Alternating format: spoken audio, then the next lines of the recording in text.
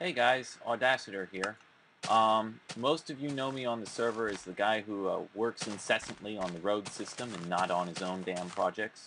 Um, and it's true, I've really decided that the road system will be my big project, right alongside the Death Star and the Lighthouse and stuff like that. Um, and a lot of you have probably heard me complain about how some road that I didn't build was off the grid. And some of you probably don't know what the grid is, and that's because it's not, a common term within accepted Minecraft language. But I wanted to demonstrate how I use the grid for the road system, and actually for most of my constructions in SSP play as well. I have a test world here and a ton of logs, no smooth stone or cobblestone, because apparently the guy who came up with this level did not think to put stone in the supply chests. Um, Stupid sheep. But I have wood, so that should work just fine. So we're going to start off, we're going to look at the shortest possible segment of a road that exists on the grid. Now the road system that we have right now, the old style where it has fences on either side, the walkable area on that road is supposed to be three blocks wide. Although the road itself is actually 5 blocks wide if you count the fences. And the fences, of course, are what I don't have torches, or I would put them in. The fences are what, on the old style, are what have the torches. And they're, oh, there we go. Right. And the sun's going down. I should probably check. Oh, good. Very important. Yeah.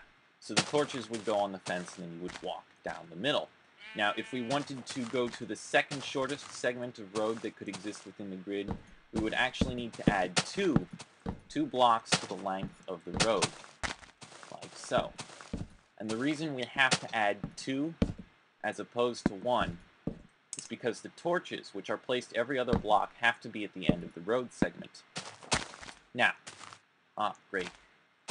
Each torch represents an individual grid point. And while you don't see them on the roads, there are actually grid points here and here as well.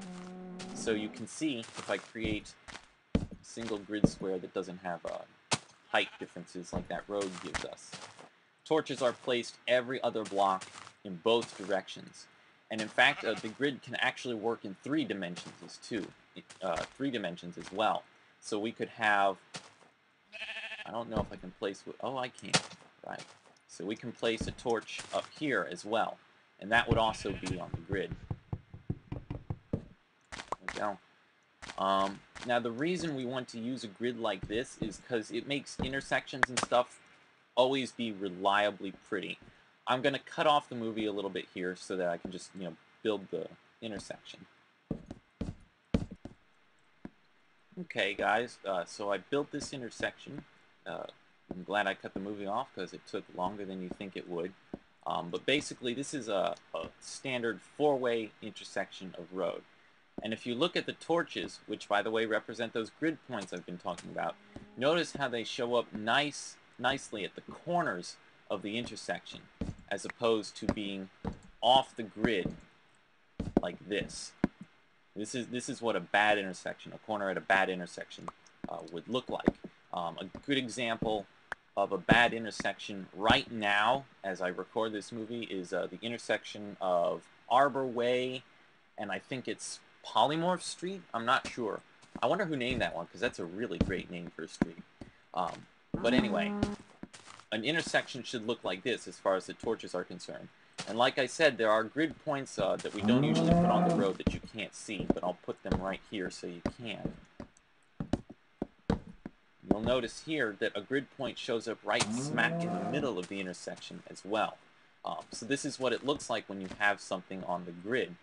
Now, the advantage to having the grid is that it means we can reliably connect roads. So long as those 2 roads are on the grid, it doesn't matter how far apart they are. We could start the road over here, and when we went to connect them, they would line up. And when we drew torches, they would look pretty because they're on the grid. So that's what I'm always yelling about. And there are quite a few roads that I didn't build in the server right now that are off the grid. And I'm glad people are taking initiative because theoretically it means less work for me. But in reality, I've got a lot of roads to fix, and I'm not complaining. I'll do them. I have fun doing them, especially switching them over to the new system wherein the road is simply 5 wide with smooth stone in the middle and cobblestone along the edges, because that gets rid of these fences, and then you can walk around more easily.